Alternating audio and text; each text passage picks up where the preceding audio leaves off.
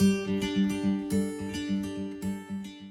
and welcome back to my channel. If it's your first time here, welcome. My name's Simone. Today I'm going to do part 2 of my video on the transitional stage of labour. If you watched my last video from last Wednesday, I talked about the transitional stage and what it is. So basically I talked about how it's the end of the first stage of labour and how it can be a time when the contractions are longer and maybe more intense, and you might like start freaking out and asking for drugs and being really anxious and things like that. If you haven't seen that video, I will put a link above and at the end of this video and in the description box below. But in this video I'm going to talk about self-help tips, you know, how to help you get through that stage maybe a little bit more easier. Like I said in my last video, it can be really difficult even when you've watched videos, you've read up on it. When you're in that moment, you can just be so worried and anxious and you're not listening to what anybody's saying. You think that it's never going to end.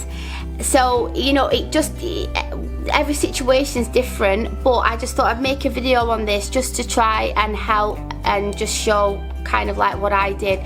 The resources that I've used as well I'll put in the description box below. So the first thing is learning the signs can help massively. So like I said in my last video, all the signs, so if you go through them signs and you also go through it with your birth partner or your doula as well, maybe you could even speak to your health professional about it so that they're aware of, you know, if you start getting anxious and freaking out, then they hopefully will be able to help you to manage it.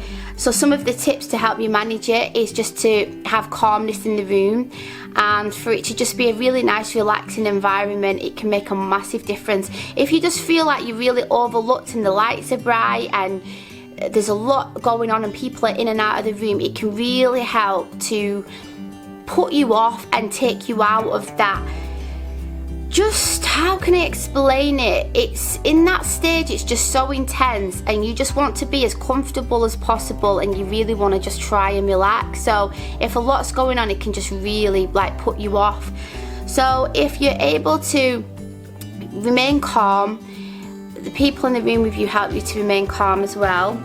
And also it can be difficult to get comfortable, but moving around can help massively. So you might notice that, say in my case, the midwife, when she saw that I was in the transitional stage, she suggested that I move around a bit, and me moving around, it really helped to bring the baby down. And it wasn't long until I was out of the transitional stage and then I was starting to deliver the baby.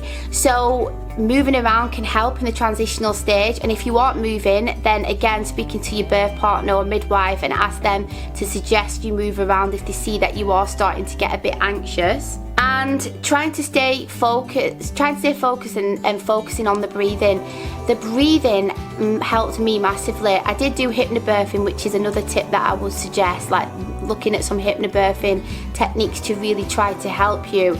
So if the contractions are getting more intense and longer, when you're concentrating on that breathing, it can just help you manage it a lot more. Because I found personally that when I wasn't concentrating on my breathing and I was getting distracted, the contractions became really unbearable and then I'd start freaking out and screaming, and then it just made things really painful. Before that, the contractions was uncomfortable, but they weren't like really painful.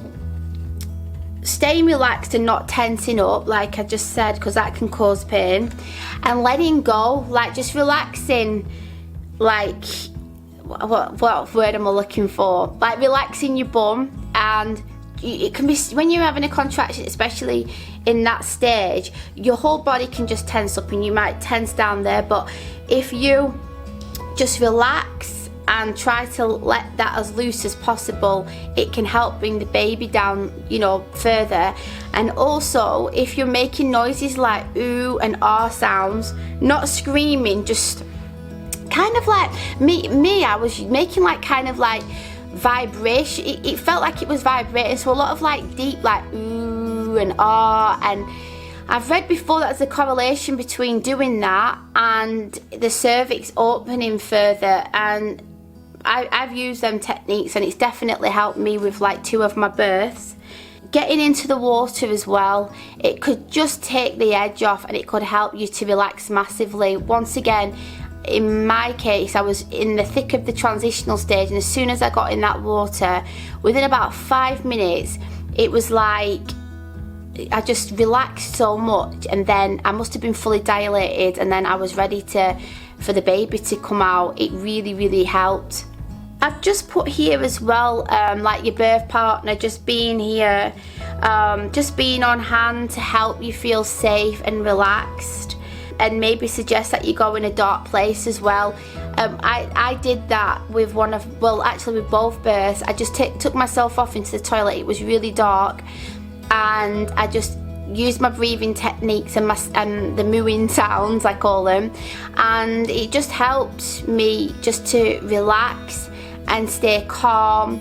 And I would say it massively helped me to get through that transitional stage. So I think that's it. What I'm going to do is, in my next video, I think I'm going to talk about the fetal ejection reflex and the best conditions for that, and how privacy in labour is really important.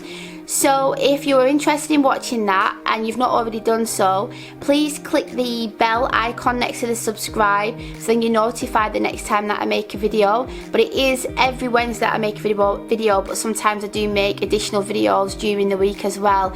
So I hope you found this useful, and if you did, please give it a thumbs up. And if you have experienced birth before and remember the transitional stage, was there any tips that you found useful? Put them down below. It could help other mums that are looking at the video. So thanks for watching, and I'll see you next time. Bye.